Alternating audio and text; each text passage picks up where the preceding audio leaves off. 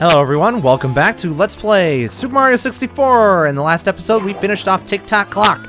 In this episode, we're going to be going here, to this hole in the wall, and this portal leading to the final course of the game.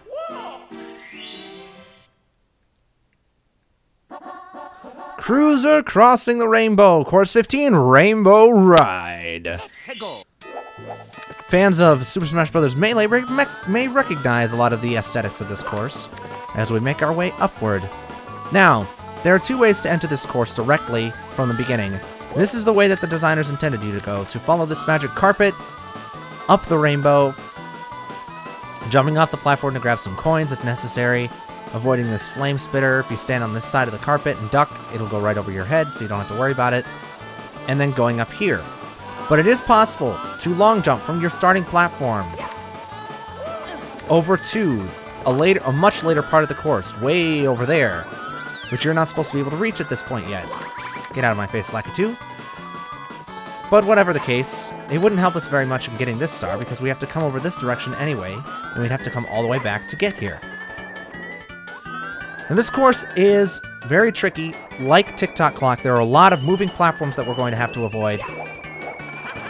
And while Tick-Tock Clock may have just been a gigantic clock that Bowser was using to simply hide some of the stars away from Mario, this course, I think, is actually a base for Bowser himself up in the air. Because what sort of navy does Bowser have? Obviously, in this game, he has a submarine, but what navy have we seen him use in other games? Well, in Super Mario Bros. 2... Or no, Super Mario Bros. 3, I'm sorry.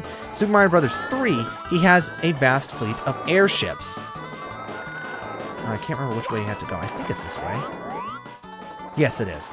Alright, and I kind of spoiled the selection there, but there, you can actually see, in this level, there is an updated version of one of Bowser's airships.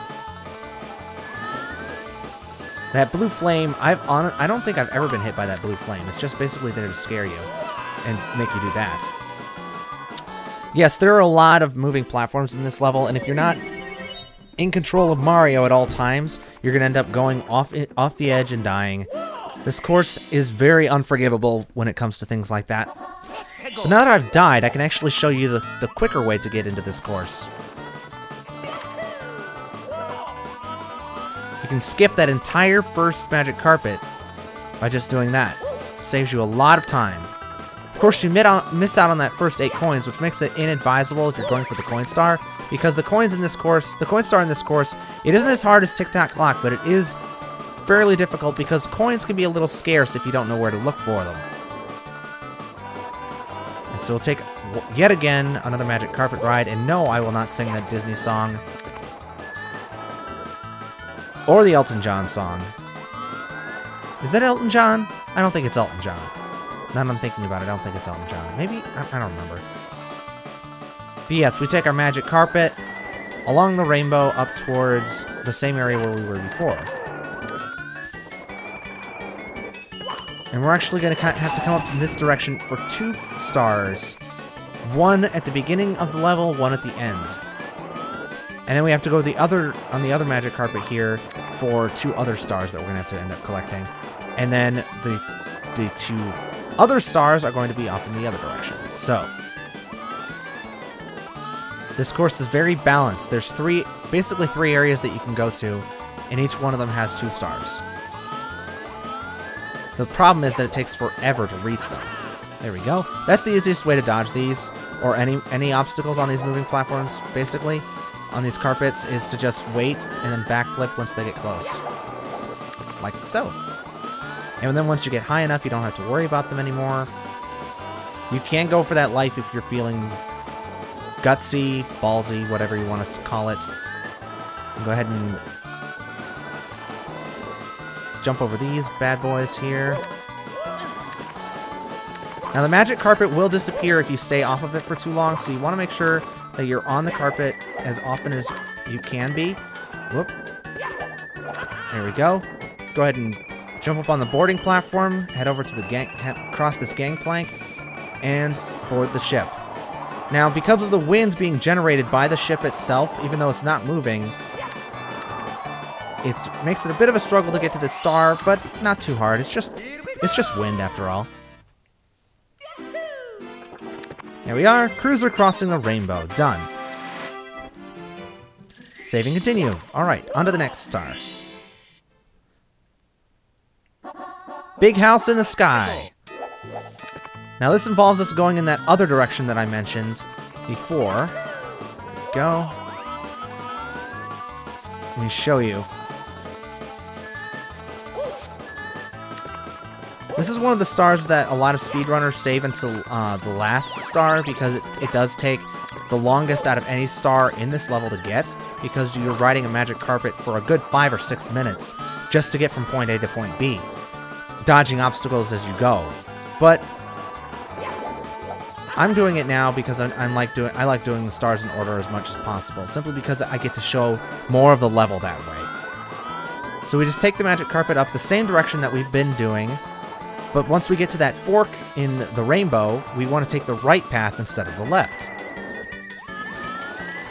Which will lead us to, as I said, the other part of the course, the one that we hadn't quite explored yet.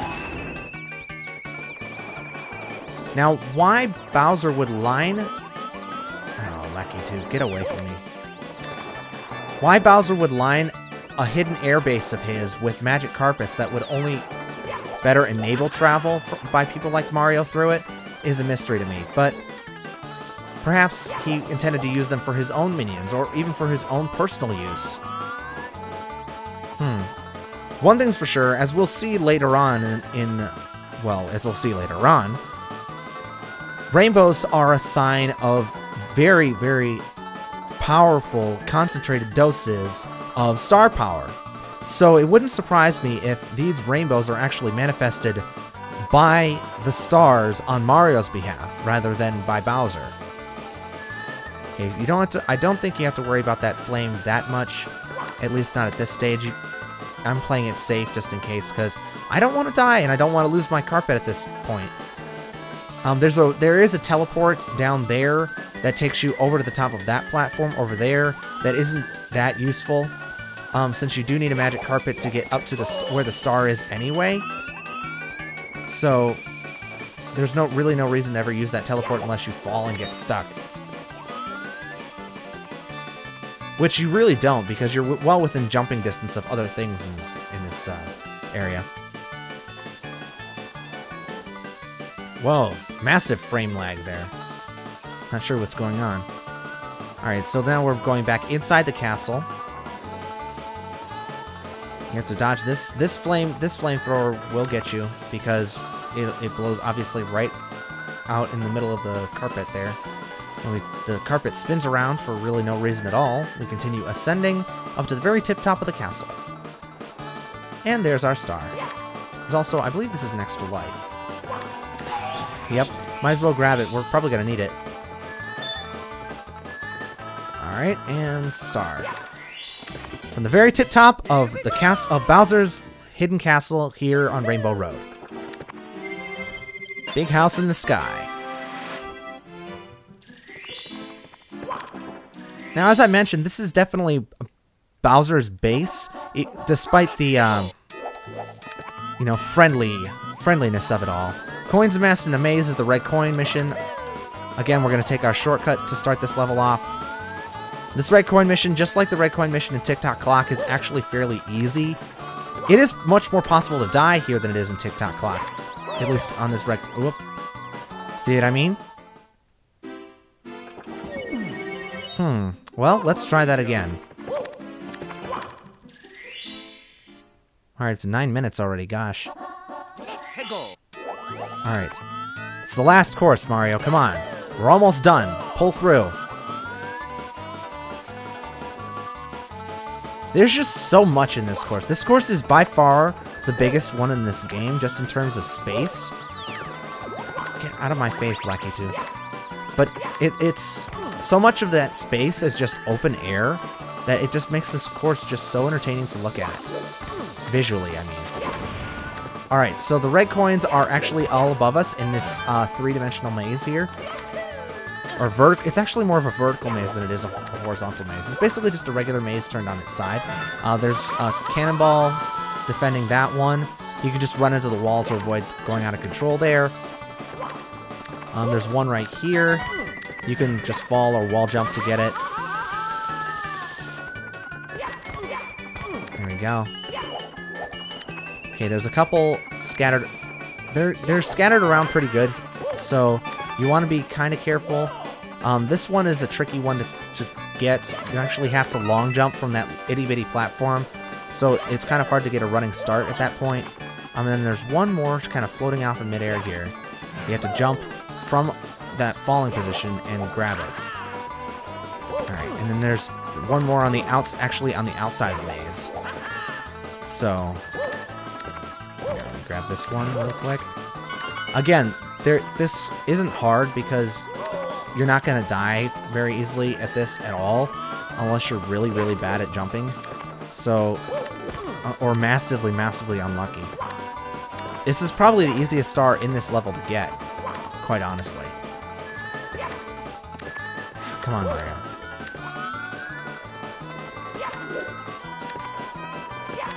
What? Mario? Do what I want!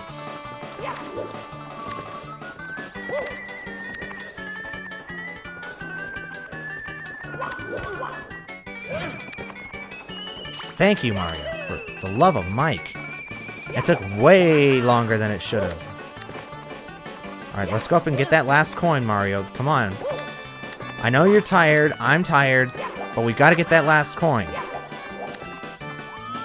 This is the last course, Mario. We're almost done.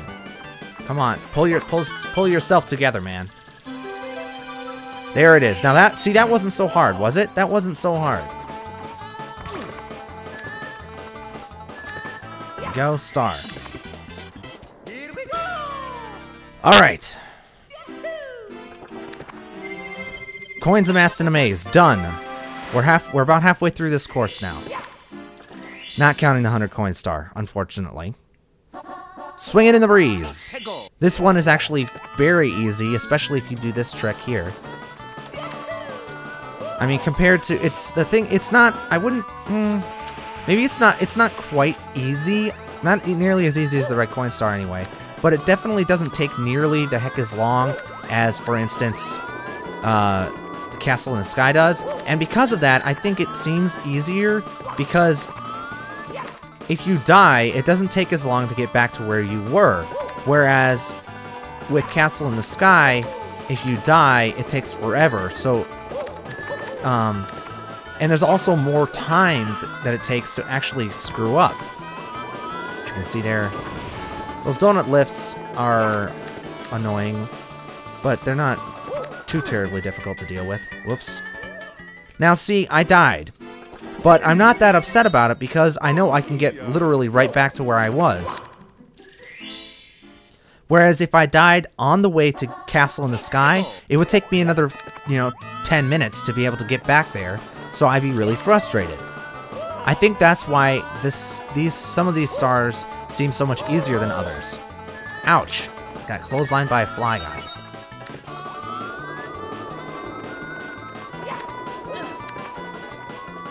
But yeah, they do give you some grace platforms that basically like, okay, if you miss, you have a few platforms here that you're probably gonna fall on. But there are some spots where they're just like, no. No, if you fall here, you're dead. It doesn't matter. Like this one, like this right here. There we go. So I get for trying to be fancy. Alright, so there we go. Alright, so this is another place where there's actually two ways to go. Get out of my face, Goomba. There is this star over there, but the star that we want is up here. Now, you remember that wood texture that was the bottom of the ship in Jolly Roger Bay? This platform is made up of exactly the same stuff. So you have to backflip your way up there, or else you're gonna fall, slide off and fall, and probably go over the edge and die. So you want to be careful. Alright, so there's one last little spite flame jet here that you want to avoid, and then the star is right here.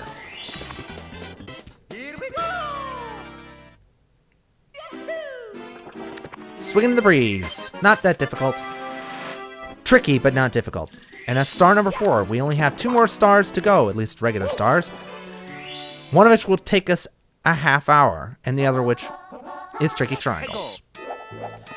This is the other star that I said. Remember I said there was another star that was parallel to Swinging in the Breeze, off in the other direction. This is that star.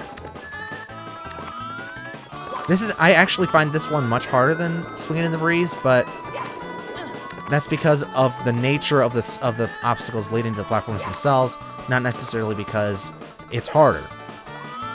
They're both about the same difficulty, except, once again, bad slope physics. Bad slope physics!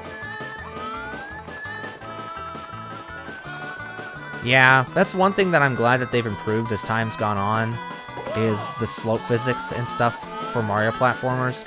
Once you stop making platforms that are just 2D, then you have to start worrying about the physics of different kinds of platforms like these.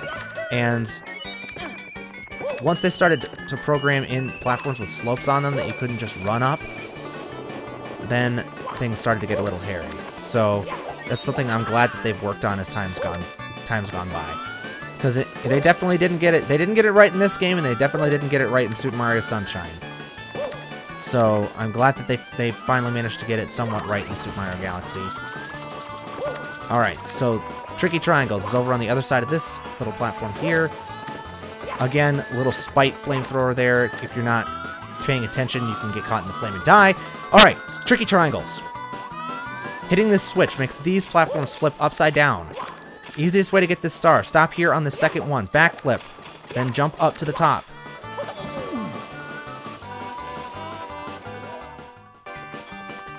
Alright, so remember what I said about those the triangle slope physics being bad?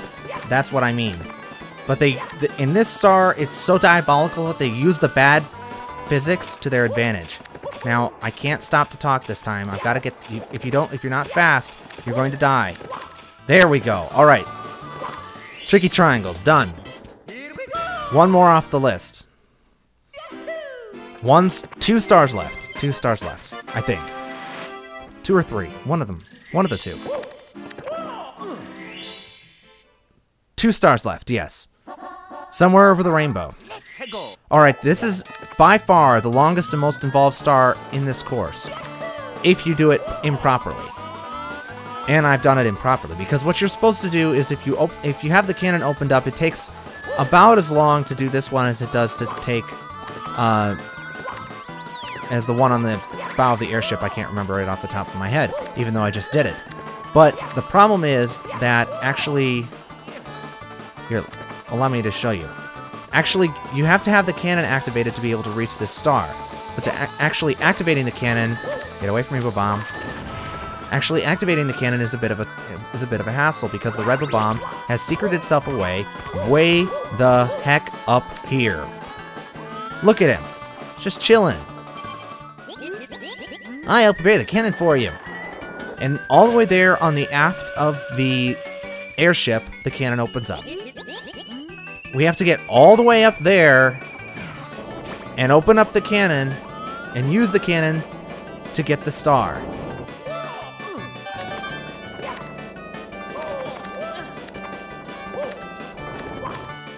Well, might as well get started. I'm going to cut away to the airship now. Alright.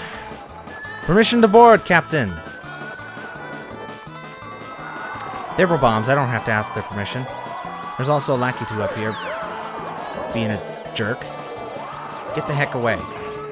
Alright, so you take the cannon. Aim it over here. Aim for that pole. Right about there. Maybe a little bit higher. There we go. Shoot through the rainbow. Hit the pole. Avoid the clone Big Bob-omb. Drop down over here. Blow him the heck up. And grab our star. Last regular star of the game, folks. We got it. We have just one more power star to get in this course. The 100 coin star.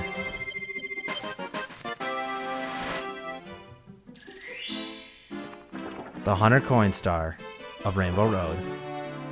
Let's do this.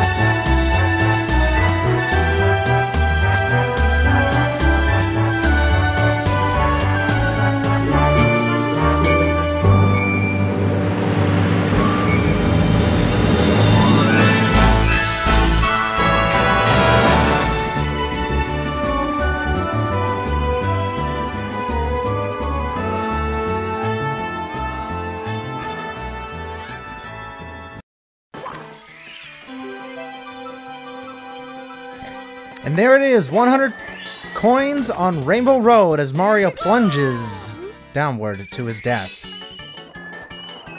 Actually, no, he just lands safely on this platform. But anyway, that is it, folks. We have just one more star to collect in the entire castle. And one last boss to fight. I will be seeing you all next video with the finale of Let's Play Super Mario 64. Good night, folks.